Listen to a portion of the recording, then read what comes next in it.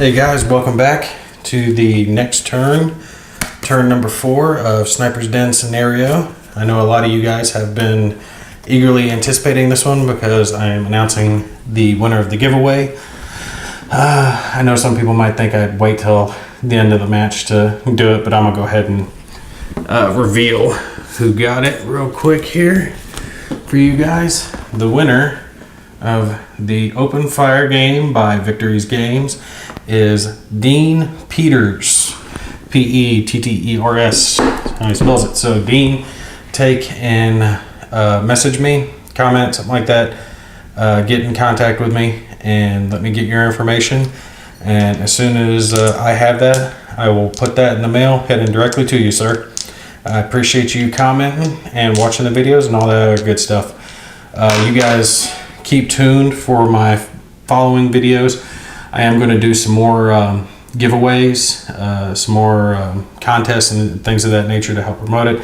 So you guys watch out for my next playthroughs, and we'll see what I'm going to pop up for you guys next. One little thing, I'm probably going to take tomorrow off. I've been pushing a little hard. I've been pushing out 1 to 2 videos a day, and that's kind of worn me thin, so I'm gonna take a day off after this. It's actually 1 o'clock at night and I'm filming this now because I didn't want to take and make you guys wait another day before I got the video out, and I think I'm getting a little under the weather, so I'm gonna take a day to myself before I probably film anything else, but I will get popping back at it on Monday. A couple things to point out. I missed the terrain modifier for the rally phase here on the previous turn. I'm going to leave it as it is. 1, because I don't want to have to go through the trouble of taking and putting it all back together. And 2, I'm eager to get something with more meat on it down to the table, something with some tanks and weapon teams and possibly helicopters and all that good stuff. I want to do this as just like a quick playthrough for some people who are newer to the system to see how it played through.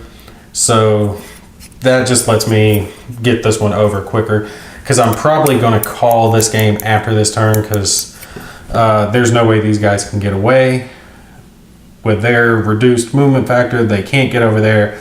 They're not going to be able to get over here without getting chewed up, and my first turn is going to be moving directly on top of them, taking them out. So there's nothing really for them to do.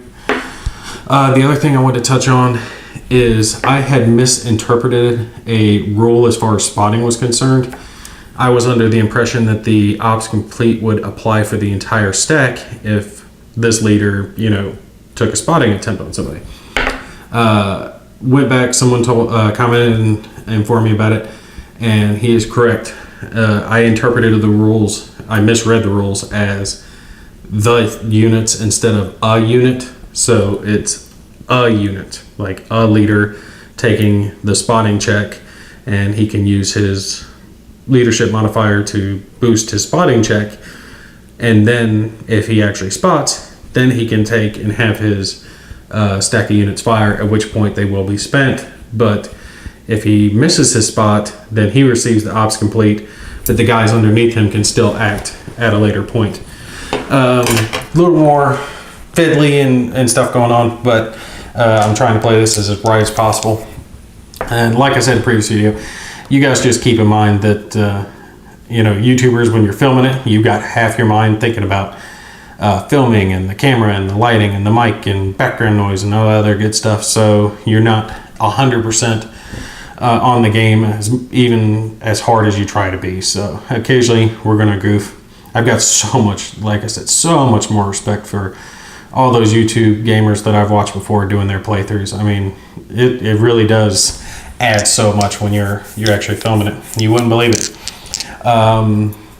If I don't reveal this event over here, there is an event if the British are able to get here. More than likely, they're not going to get to it in this game. They're nowhere close to getting there. I won't spoil it for those of you who are going to play through this scenario on your own. So you'll have to play through it to find out what that event is. I think that's it. Let's go ahead and get started on our next turn here. Rolling off for initiative. No one left to rally. And British have initiative. Pull that out there. Okay, like I said, they could take and move, but they're not gonna move. There's nowhere for them to go. There's no point in the AI wasting their first thing to move them along. Oh, and if I didn't say it, I do have the plexiglass sheet coming. Hopefully it'll be here Monday. We'll just have to see on that one. So let's draw a card. Right here, they are not at range 1, not at range 2. They're going to execute counteractions. Counteractions. Where's my counteraction sheet? Here it is. As we've seen before, offensive posture, none off the map, no weapon teams, no vehicles. There is good order units in line of sight, and they are in range. So they are going to fire at the closest unit that can be damaged, which is going to be these guys. And as they've taken the shot a few times before, I'm going to have them fire on the hero, since the hero is their best chance to actually do some damage over here. I'm going to pull this leader off to the side and have him make the spotting attempt. The spotting attempt is on blocking terrain, which is a 1 to 2, but since he can apply his leadership modifier, it's going to be a 1 to 3 for him to spot.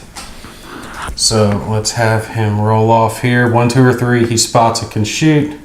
4, 5, or 6, it's ops complete. 4, 5, or 6, it's a 5. So he misses it. And the previous way, I mean, it's good this actually happened, because I can show you guys what I was talking about here. I was playing it as this ops complete covered that entire stack of units. That's actually wrong. Ops complete can just cover the leader that made the attempt, leaving these units to continue on later on. So let's get to my turn here. What am I going to do? Well, first thing I'm going to do is just wipe these guys out. We know that's going to happen. I'm going to steal their Piat and give that to one of my units. So I've got a couple of support weapons. Do remember that if you ever fire a captured support weapon that doesn't hit, then you lose it. Interesting. I didn't know enemy weapons broke if they miss, but evidently they do. We'll take and hit a moved marker. Technically they melee, but I'm just throwing a moved marker on there because it's the first thing I got in my hand. I mean, they melee. They're not doing anything else this round. Let's grab up our next card here. Okay, no range 1, no range 2. The number of activatable enemy units is not less than the player units. And this is kind of good. This is a evening mechanic that if the enemy has a lot more units available or able to be used than you do, it'll pass. That's a neat thing for them to put in there. Closest to a victory condition, dynamic move towards. Enemy unit and 0 terrain modifier hex, they're not there. Highest firepower and closest to shaken unit fire. You know what? It's saying to move, but that's not good for them. If they start moving, they're going to take fire. I'm going to take and look at the victory condition since that was listed down, just to see what the victory condition chart would say here. Is there, and see, this is telling them to move too. Is player unit within 3 hexes? Yes, it is. If in line of sight. Oh no, here we go. If player unit in line of sight, spot it. If spot if unspotted, fire at player unit. If not in line of sight or range, move towards. Okay, so we're gonna go with this here, which is another spotting attempt, fire attempt for, because there's no way that a couple of squads are gonna run out there and take fire from my sniper and my other guys. They're not gonna do that. They've got decent cover where they're at. Okay, again, spotting attempt on my hero. Unfortunately for them this time, it will only be spotted on our 1 or 2 instead of 1, 2, or 3 because they do not have the leadership modifier on this one. There you go. They got it 2. Okay, so they got them spotted. Here we go. Pop a spotted marker on him. And my terrain modifier is a 3 versus their firepower of 3 because they've got the Bren and then 2 squads. So it's 1, 2, and 3 with the squad. And as usual, green is for, well, really it's just whoever rolls higher since it's both firepower 3, terrain modifier 3.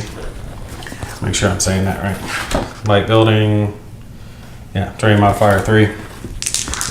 And what do we got? 3 versus 6. They finally hit something. They haven't hit anything this whole game. Okay, so I'm rolling 3 on the damage modifier table, or direct fire table. That's not good. They can actually do some hurt to me with that. Morale of 6. Hero. Okay. Let's see where this ends up. Come on. Low number. 2. I can deal with that. Says it's 2 versus his 6 plus their 3, which was the difference. So they come up with a 5 total, which is less than the morale. So there's no effect. So they are effectively fired and done for this turn.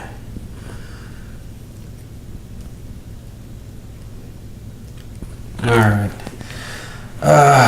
I'll tell you what, just because I am getting exhausted and it's like, 1:30 in the morning, I think I'm going to take just another shot with my sniper just to give him one more passing shot and then probably call the game at that point so I can get her broke down, packed up, get that box set up to be shipped to Mr. Dean Peters and get ready to get a bigger game on the board for you guys.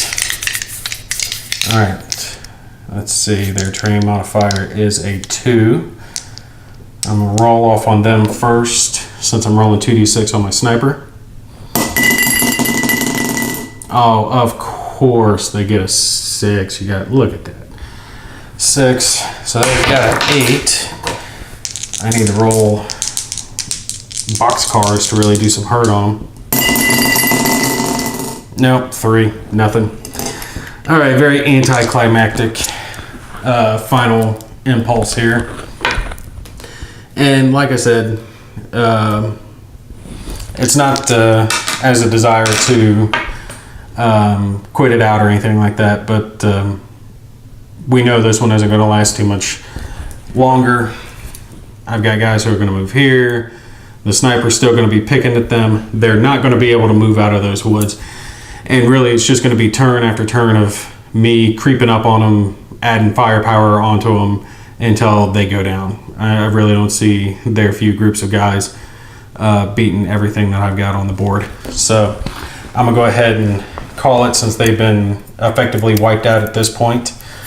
I've already decided, like I said in the previous video, Day of Heroes is going to be the next game that I get down to the board. I'm not sure what scenario I'm going to do yet. I'm thinking about doing the big one, the Day of Heroes scenario. But since it's, I haven't played Day of Heroes yet, and it is a little bit different with the squares versus six-sided hexes, and I haven't played one of their games that has helicopters in it yet, so I'm definitely new to helicopters. I might start with a smaller scenario first and then go to the Day of Heroes, but I'm definitely eager to get that on the table for you guys. If any of y'all do have any specific scenario requests, please by all means comment, let me know, and I'll be happy to take a look at those for you and see if I can get it down to the table. And if there's any specific rules or anything that you're unsure about, I'm slowly working on my School Circle set of playlist where I'm breaking down the rule book and filming it with examples for you guys and just going on through. Some people have already contacted me with specific rules that they're a little fuzzy on, that I'm trying to incorporate those in earlier as I'm working my way through the rule book. So if you have any concerns or questions like that, please feel free to let me know and I'll take and address it as soon as I can. That's it for tonight. You guys take care. I'll see you in the next video.